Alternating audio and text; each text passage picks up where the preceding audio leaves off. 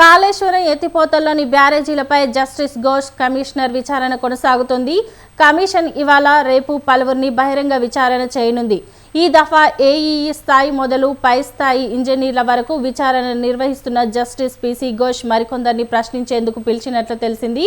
మేడిగడ్డ, అన్నారం, సుందిళ్ల బ్యారేజీల్లో క్షేత్రస్థాయిలో విధులు నిర్వహించిన ఇంజనీర్లను విచారించింది కమిటీ. ఇప్పటికే వారి నుంచి ప్లేస్మెంట్ రిజిస్టర్లు, ఇతర ప్రధాన పత్రాలను కమిషన్ స్వాధీనం చేసుకుంది.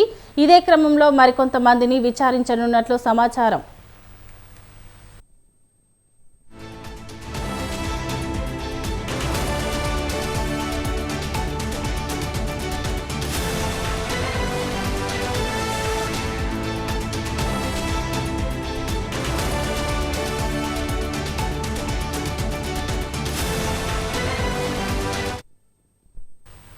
గత నెల 22న హైదరాబాద్ వచ్చిన జస్టిస్ ఘోష్ వరుస విచారణలతో కీలక ఆధారాలను సేకరించారు.